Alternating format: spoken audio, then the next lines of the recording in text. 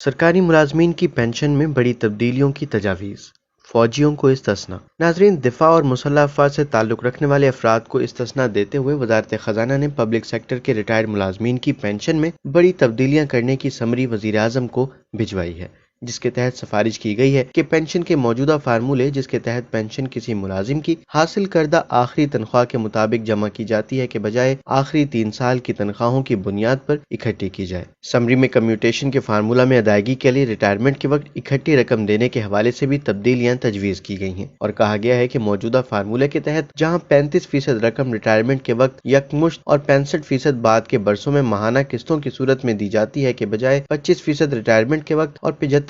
بعد کے برسوں میں ماہانہ قسطوں پر دینے کی تجویز ہے۔ پینشن کو تیسری سطح جیسے کہ غیر شادی شدہ، طلاق یافتہ یا بیوہ بیٹی کو دینے کی عمر بھر کے دینے کے بجائے صرف 10 سال تک دینے کی تجویز ہے، لیکن شہداء کے خاندانوں کے لیے یہ حد 20 سال اور ان کے خاندان کے معذور افراد کے لیے اور شہداء کی بیٹیوں کے لیے تا حیات جاری رہے گی۔ مستقبل میں پینشن میں اضافہ CPI انڈیکس کے حساب سے ہوا کرے گا، جو کہ گزشتہ 3 سال کے دوران 80% تھا، لیکن یہ اضافہ زیادہ سے زیادہ 10% ہو سکے گا۔ افراط زر کی شرح 10% سے زائد ہونے کی صورت میں حکومت خصوصی طور پر ایک ایڈہاک اضافہ تجویز کر سکتی ہے، جو افراط زر معمول پر آنے کے ساتھ ہی ختم کر دیا جائے گا۔ عمر کی مدت پوری ہونے سے پہلے ریٹائرمنٹ لینے کی حوصلہ شکنی کی جائے گی اور ریٹائر ہونے والے پر کم سے کم 3% اور زیادہ سے زیادہ 10% تک جرمانہ عائد کیا جائے گا۔ یہ سمری، جس کا نام پینشن اصلاحات رکھا گیا ہے، وزیر اعظم کو گزشتہ PDM کی حکومت کے دوران بھجوائی گئی تھی۔ اس میں کہا گیا تھا کہ ملازم کو صرف ایک پینشن کا استحقاق ہوگا، تاہم ملازم کو یہ حق ہوگا کہ وہ زیادہ رقم والی پینشن کا انتخاب کر لے اور دیگر پینشن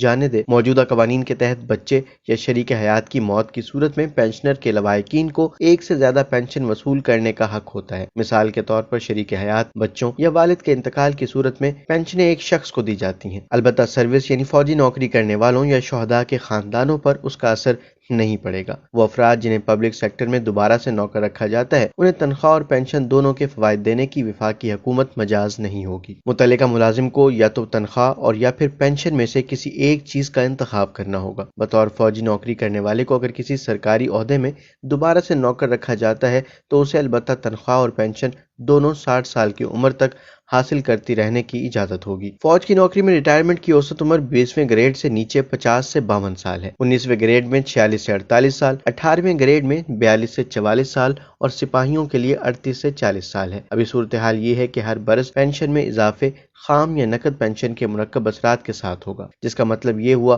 کہ آخری پینشن پر فیصد اضافہ ہوتا ہے، لیکن اب وزارت نے تجویز دی ہے کہ پینشن میں اضافے کو ریٹائرمنٹ کے دورانیے سے مشروط کیا جائے۔ پینشن گزشتہ 3 سال کی تنخواہ کی بنیاد پر اکٹھی کی جائے، بجائے اس کے کہ آخری تنخواہ کی بنیاد پر دی جائے۔